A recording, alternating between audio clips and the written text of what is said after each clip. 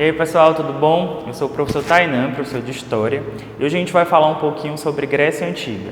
Lembrando que as nossas aulas agora serão todas gravadas, assim como a gente estava desenvolvendo anteriormente, e vocês precisam estar atentos às aulas, às atividades que a gente vai passar, que os professores de vocês vão passar, para que tudo corra na santa paz de Deus, digamos assim, certo? Então hoje a gente vai falar um pouco sobre a Grécia Antiga. Para começar a falar sobre a Grécia Antiga, a gente precisa entender onde é que fica localizado esse lugar, A Grécia ela fica na Europa, numa região que antigamente compreendia 3 áreas, Uma área insular, que é uma área de ilhas, uma área peninsular, ou seja, existe uma porção de terra ali cercada por água, mais ligada ao continente, e uma área continental. Então, a formação do território da Grécia Antiga ficava nessa parte.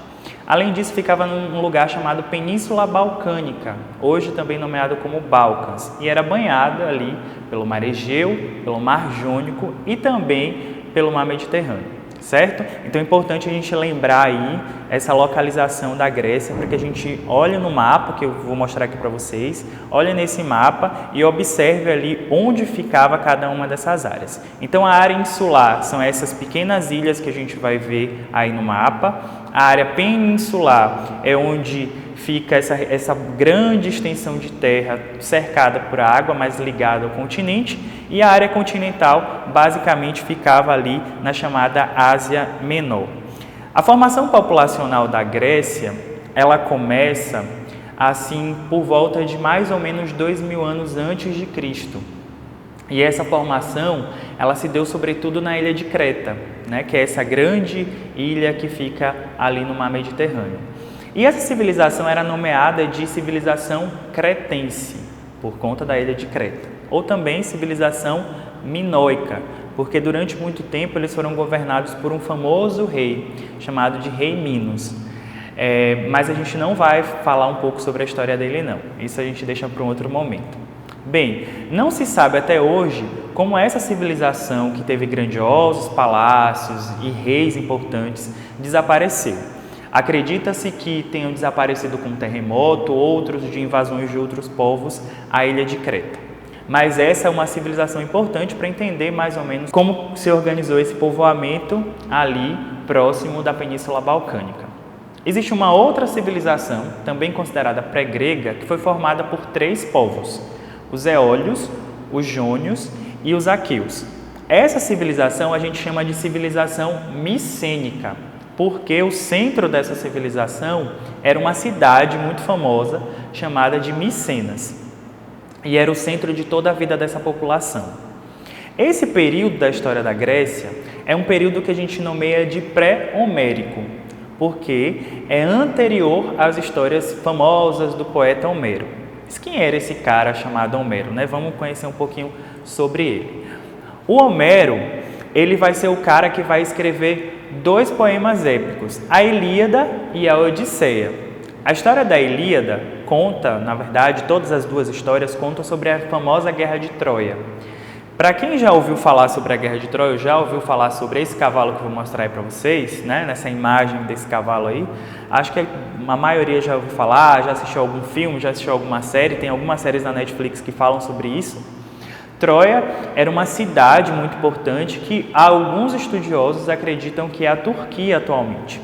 E eles entraram numa guerra.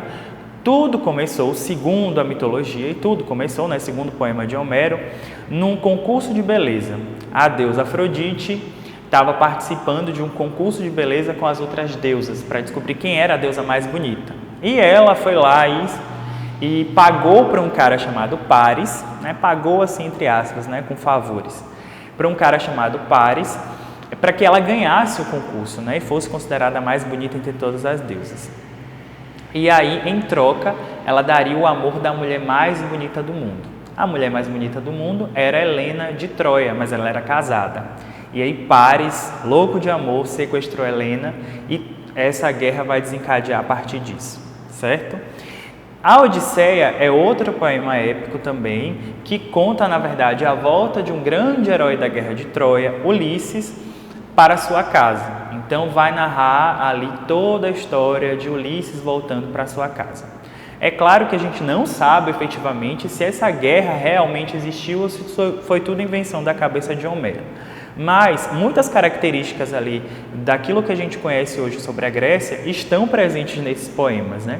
Então, por isso que a gente coloca, nós historiadores, colocamos ali como um período importante esse período pré-homérico e o período homérico. O período homérico, ele se inicia com a invasão dos dórios, que invadiram a civilização micênica, invadiram a cidade de Micenas e impuseram para aquelas pessoas, os eólios, os jônios, os aqueus, um modo de vida deles. E os dórios eram considerados um povo extremamente guerreiro. Isso fez com que esse povo migrasse para outras regiões, aquilo que a gente chama de diáspora grega, a primeira grande diáspora grega, que foi a dispersão do povo grego que vivia na civilização micênica para outras regiões, certo? Depois, com a invasão dos dórios, a gente tem um novo período, que a gente chama de período arcaico. Esse período arcaico é caracterizado pelo quê? Existiam várias famílias, essas famílias mais antigas, digamos assim, naquele território, começaram a se agrupar e ficar com as melhores terras. E essas famílias, elas meio que dominavam, eram comunidades familiares que ficaram conhecidas como gênios. Né? Esses gênios, eles começaram a crescer, de forma que se tornariam as primeiras polis.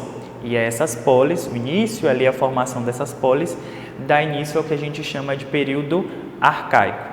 Nesse período arcaico, a gente tem a criação e a formação de várias cidades-estado, que eram essas polis, que tinham uma organização e uma estrutura autônoma, ou seja, cada cidade ela tinha o seu próprio estilo de organização política, social, militar, mas mesmo assim todos se entendiam como gregos.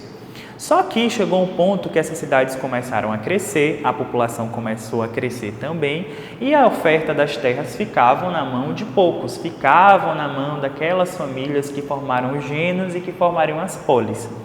Isso fez com que muita gente migrasse para outras regiões e fosse estabelecida uma colonização forçada de algumas outras áreas. É o que a gente chama de segunda diáspora grega. Então, eles se espalharam, voltando aí no mapa para mostrar para vocês, eles vão se espalhar por toda a região ali do Mar Egeu. Então, essa região do Mar Egeu vai ser ocupada pelos gregos, né? Eles saem dali da Península Balcânica e vão para outras regiões. Eles vão também para o norte da África e vão para o sul da Itália, onde eles formam a chamada Magna Grécia, ou Grande Grécia. Esse é o finalzinho ali do período arcaico, certo? O período de maior apogeu da Grécia vai ser considerado o período que a gente chama de período clássico. Para quem quisesse conhecer a Grécia, ou para quem já ouviu falar sobre a Grécia Antiga, teria que ir para duas cidades importantes para saber como é que tudo isso funcionava. Duas polis se destacavam diante de todas as outras que existiam, que era a polis de Atenas e a polis de Esparta. Mas isso a gente vai falar na nossa próxima aula. Como é que Atenas e Esparta se tornaram tão importantes? Como foi esse período clássico, né? Por que ele é chamado dessa maneira? Porque a Grécia é considerada também o berço da sociedade moderna. A gente vai falar da sociedade atual, né? Da sociedade clássica e o berço de diversas outras coisas. Por que surgiram tantas coisas importantes na Grécia? A gente vai falar numa próxima aula.